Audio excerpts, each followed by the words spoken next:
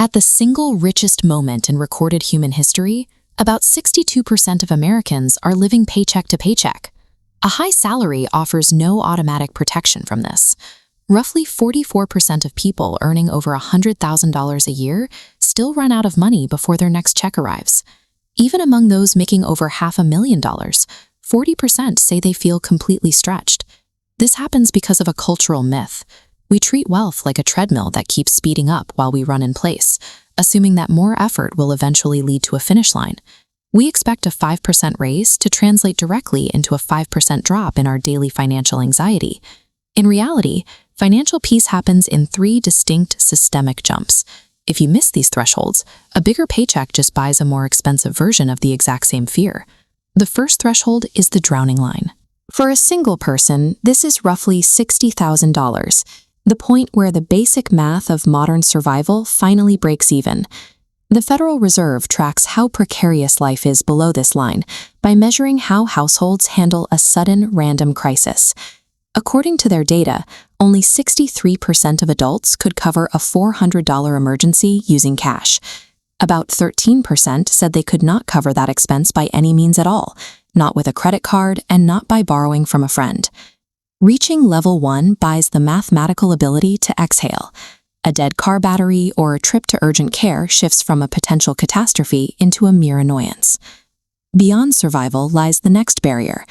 In 2010, a famous Princeton study by Daniel Kahneman suggested that emotional well-being plateaus once you hit an income of $75,000. Angus Deaton co-authored that research, helping establish $75,000 as the cultural price of happiness. Inflation has since pushed that target into 6 figures. To achieve the same level of security today, that threshold has hit $118,000. Reaching this level eliminates the decision tax. You stop holding a mental referendum over the cost of the dentist or the price of groceries.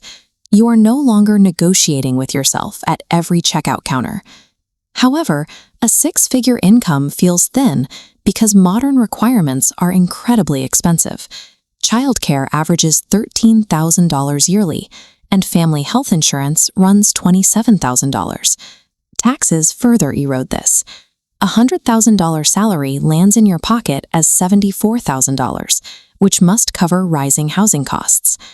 In the last few years, the number of major housing markets a median income family can actually afford has dropped from 39 down to just 11.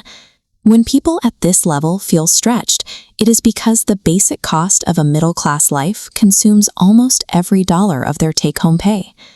Reaching the final level requires a complete shift in strategy. You have to move away from the income game and start playing the asset game.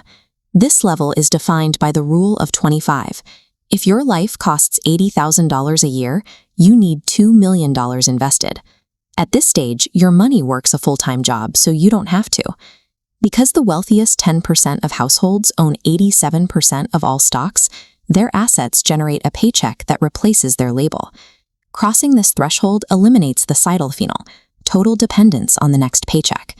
Wealth at this level operates on a different set of physics, where time is no longer traded for survival. One final trap keeps people at every level feeling broke. As income climbs, lifestyle creep causes expenses to expand to consume every new dollar. Luxuries quietly reclassify themselves as absolute necessities. The raise becomes a more expensive car, and the bonus becomes a larger house with higher maintenance costs. A household earning $70,000 that lives below its means can feel more secure than a household making $200,000 that is drowning in monthly payments. Real financial security is the protected gap between what you earn and what you spend. Stop chasing after an arbitrary vanity number. Identify which pressure is currently running your life, whether it's the struggle for survival, the weight of daily financial decisions, or a total dependence on your next check. Focus entirely on clearing that specific hurdle. Past the baseline thresholds, extra money stops reducing stress. It begins to do something much more valuable. It buys back your hours. True wealth is the quiet, unbothered autonomy of deciding exactly how you want to spend a Tuesday afternoon.